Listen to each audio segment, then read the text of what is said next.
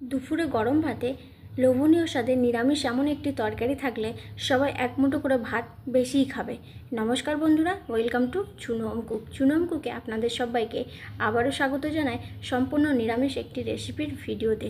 সবাই কেমন আছেন বন্ধুরা? আশা করছি সবাই অনেক ভালো আছেন, সুস্থ আছেন। আজ আমি চলে এসেছি বন্ধুরা সম্পূর্ণ নিরামিষ একটি রেসিপির ভিডিও শেয়ার করতে, তাই শেষ পর্যন্ত রেসিপির ভিডিওটা দেখার জন্য অনুরোধ রইল। আশা করছি ভালো লাগবে। এখানে আমি কিছু সবজি নিয়েছি, কুমড়ো, বেগুন, এখানে আমি ডাঁটা নিয়ে নিয়েছি আর নিয়েছি আলু। 4 রকমের সবজি দিয়েই বানাবো আজকে নিরামিষ রেসিপি, তাই শেষ পর্যন্ত রেসিপির ভিডিওটা দেখুন বন্ধুরা, আশা করছি ভালো লাগবে। এই যে সবজিগুলো নিয়েছি, সবজিগুলো এবার কেটে নিয়ে চলে এসেছি। একটা বড় পাত্রের মধ্যে জল দিয়ে নিচ্ছি। জল দিয়ে সবজিগুলোকে ভালো করে জল পাল্টে দুবার ধুয়ে নেব। আজকে শেয়ার করা রেসিপির ভিডিওটা শেষ পর্যন্ত দেখার পর ভালো লাগলে অবশ্যই একটা লাইক, কমেন্ট, শেয়ার করতে ভুলবেন না। আর চ্যানেলে নতুন বন্ধু হয়ে থাকলে অবশ্যই চ্যানেলটিকে সাবস্ক্রাইব করে পাশে থাকবেন আমার শেয়ার করা নতুন নতুন রেসিপির ভিডিও দেখতে চাইলে। এবার দেখুন, এই যে ডাঁটাগুলোকে আমি কেটে নিয়েছি, কেটে ধুয়ে তুলে নিচ্ছি। প্রথমে আমি সজনের ডাঁটাগুলো ধুয়ে তুলে নিলাম, তারপর আমি আলুগুলো দিয়ে দিচ্ছি। একটা আলু নিয়েছি মাঝারি সাইজের আলু, খোসা সহই লম্বা করে কেটে নিয়েছি, তারপর ভালো করে ধুয়ে নিলাম। তার সাথে আমি এখানে নিয়েছি মিষ্টি কুমড়োটা খোসা সহ লম্বা করে কেটে নিয়েছি। সমস্ত সবজিগুলো একইভাবেই লম্বা করে কেটে নিয়েছি। আপনাদের হাতের কাছে যদি আরও কিছু সবজি থাকে তাহলে অবশ্যই দিয়ে নেবেন। পটল, বরবটি যদি থাকে এই রেসিপিটাতে খেতে ভালো লাগবে, তার সাথে গাজর থাকলেও দিয়ে নিতে পারেন। এবার আমি এই সবজিগুলো দিয়েই রান্নাটা করব। সবজিগুলো ভালো করে দুবার ধুয়ে নিয়েছি আর জলটা ঝরিয়ে নিয়েছি। রান্নার জন্য গ্যাসের চুলার কাছে চলে যাব। এখানে আমি একটা কড়াই বসিয়ে 1 চামচ মতো সর্ষের তেল দিয়েছি। প্রথমে আমি বড়িগুলোকে ভেজে নেব। এগুলো মুগ ডালের বড়ি, মার্কেট থেকে কিনে এনেছে। তারপরে আমি বড়িগুলোকে লাল করে ভেজে নিচ্ছি।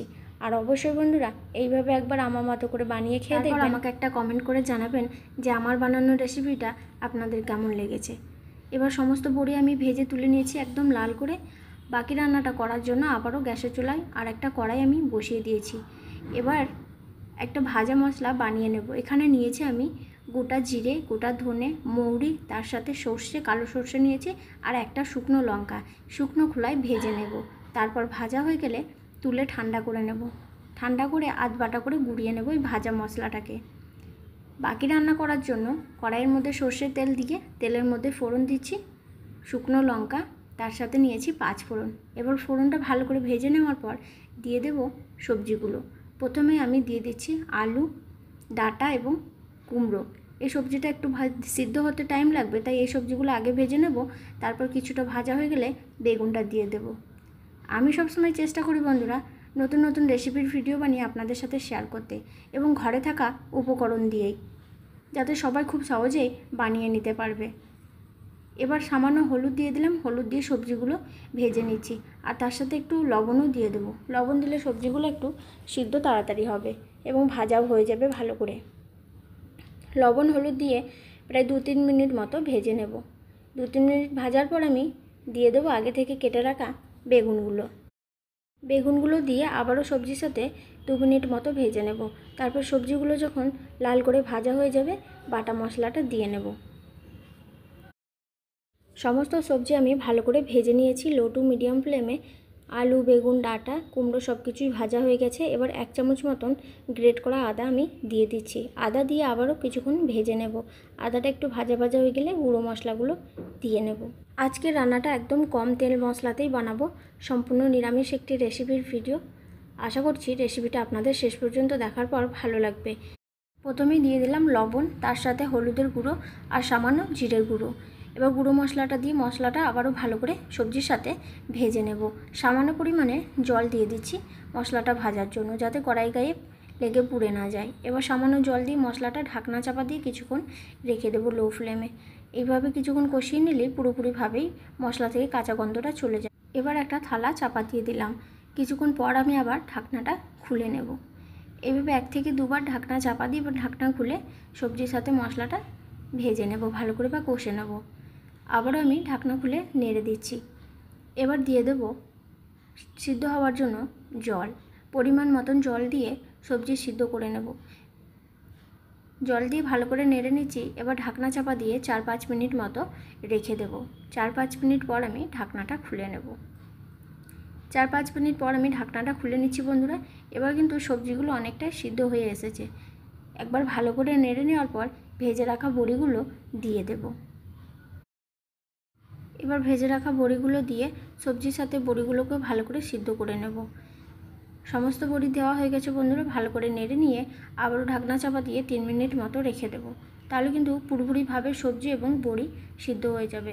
আর মুগ ডালের বড়ি দিয়ে এই রেসিপিটা বানালে কিন্তু স্বাদ এবং সুগন্ধ দুটোই খুব সুন্দর আসে। এবার ঢাকনা চাপা দিয়ে কিছুক্ষণ সিদ্ধ করে নিলাম।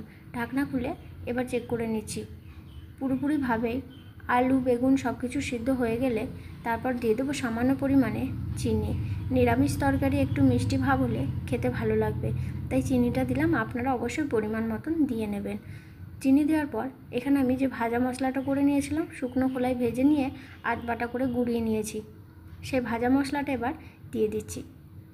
1 চামচ মতন দিয়ে নিলাম। তারপর ভালো করে নেড়ে নিয়ে লো ফ্লেমে ঢাকনা দিয়ে কিছুক্ষণ রেখে দেবো, যাতে ভাজা মশলার যে সুগন্ধটা আছে খুব ভালোভাবে তরকারির মধ্যে মিশে যায়। ভালো করে নেড়ে নিয়ে লো ফ্লেমে কিছুক্ষণ রেখে দিলেই পুরোপুরিভাবেই তৈরি হয়ে যাবে নিরামিষ আলু বেগুন বড়ি ডাঁটা দিয়ে সম্পূর্ণ নিরামিষ একটি রেসিপি। এবার আমি ঢাকনাটা চাপিয়ে দিচ্ছি। এই সময় গ্যাসের ফ্লেমটা একদম লোতে রেখে দেবো। 1 মিনিট পর আমি ঢাকনা খুলে ভালো করে নেড়ে নিয়ে গ্যাসের ফ্লেমটা বন্ধ করে তরকারিটা একটা প্লেটে ঢেলে নেব। আশা করছি বন্ধুরা আজকে শেয়ার করা নিরামিষ রেসিপির ভিডিওটাও আপনাদের ভালো লেগেছে। ভালো লাগলে অবশ্যই একটা লাইক কমেন্ট শেয়ার এবং সাবস্ক্রাইব করে পাশে থাকবেন। আজকের মতন এখানেই শেষ করছি। দেখা হবে পরবর্তী আবার কোনো রেসিপির ভিডিওতে। ততক্ষণ সবাই সুস্থ থাকুন, ভালো থাকুন। শেষ পর্যন্ত রেসিপিটা দেখার জন্য অসংখ্য ধন্যবাদ। Thanks for watching.